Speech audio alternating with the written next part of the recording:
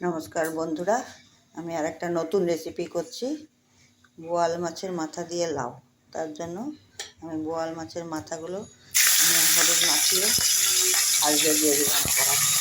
তো ভীষণ ফাটে, আমি ঢাকা দিয়ে দিই। মাথাগুলো দেখুন, আমি এমনি এমনি করে ভেঙে ভেঙে ভেজে নিয়েছি। এবার মাথা ভাজা হয়ে গেছে, আমি এবার তুলে নেব।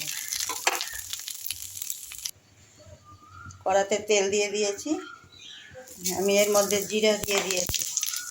জিরা দিয়ে তেজপাতা দিলাম, কাঁচা লঙ্কাগুলো দিয়ে দিলাম। এরপরে আমি লাউগুলো দিই। দেখুন জিরেটা একটা ভালো ভাজা হয়ে গেছে, একটা ভালো স্মেলও আছে। তখন এই পর্যায়ে এসে লাউগুলো দিয়ে দিলাম।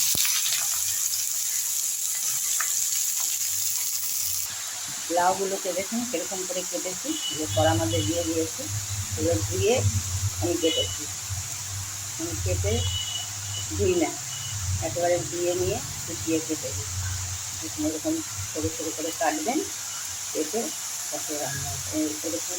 এর মধ্যে আমি এখন একটু হলুদ গুঁড়ো দিচ্ছি। লাউয়ে বেশি হলুদ দিই না, অল্প একটু। তার সাথে নুনটাও দিয়ে দিন পরিমাণ মতো। নুনটা, লাউ বেশি নুন দিতে যাবেন না প্রথমে, যেন লাউ গলে একটুখানি হয়ে যাবে। আমি এখন এটাকে নাড়া দিয়ে দিয়ে রান্না করবো। আমি এটা ঢাকা দিই না। লাউ ঢাকা দিলেই প্রচুর জল বেরোবে, তখন আর জল তাড়াতাড়ি শুকোতে চাইবে না। 5 মিনিট পরে দেখুন লাউয়ে কতটা জল বেরিয়েছে। আমি কিন্তু ঢাকা চাপা কিছুই দিই না, এটা এমনিই হচ্ছে।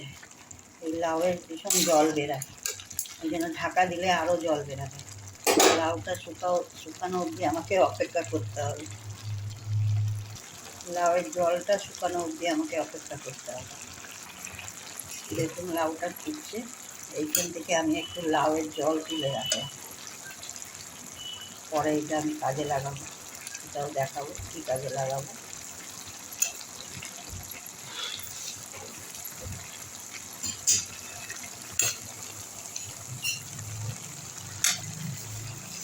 লাউটা এরকম হয়ে গেছে, আমি আরেকটা কড়াতে বসিয়েছি। এর মধ্যে আমি একটু পেঁয়াজ ফোড়ন দিচ্ছি। পেঁয়াজটাকে ভাজা করছি। পেঁয়াজটা ভাজা হলে তারপরে আমি লাউকে দেবো। দেখুন পেঁয়াজটা ভাজা হয়ে গেছে, আমি এখন একটু লাউ দিয়ে দেবো।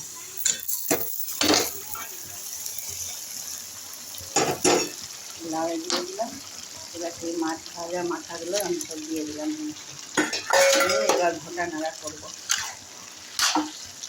নেড়ে তারপরে এই দেখুন লাউ মধ্যে আমি মাছের মাথা পেঁয়াজ দিয়ে বেটে দিয়েছি।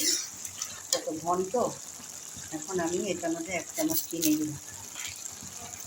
চিনি দিয়ে তারপরে এটাকে আবার নাড়াচাড়া করে আমি এই যে জলটা তুলে রেখেছিলাম, কিসের জলটা, লাউয়ের জলটা, তার মধ্যে আমি একটু 1 চামচ বেশি ভর্তি করে একটু আটা নিয়েছি।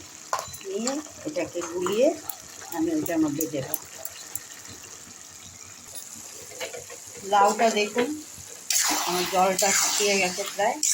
এবার আমি ওই যে আটা দিয়ে গুলে রেখেছিলাম লাউয়ের জলটা, এবার এর মধ্যে আমি দিয়ে দিচ্ছি। দিয়ে এটা নাড়াচাড়া করেই নামিয়ে দেবো। এটা হয়ে গেছে আমার। আর যখনই চিনিটা নুনটা একটু নিজেরা চেক করে দিবেন, যাদের যাদের পরিমাণ মতন। আর এই পদ্ধতিতে এই লাউটা করার জন্য প্রায় আমার 30 মিনিট টাইম লাগলো। একটা বড় লাউ তো, টাইম লাগবে। একটা বড় লাউই ছিল, তাই জন্য বলে কতটুকু হলো, 1 কড়াই হয়েছিল যখন দিয়েছিলাম, এখন কতটুকু হয়ে গেছে বলে দেখুন। আমার একটা লাউ রান্না করলাম, কতটুকু হয়ে গেছে। এমনি করে একবার লাউটা বানিয়ে খাবেন, দেখবেন খুব টেস্টি হয়।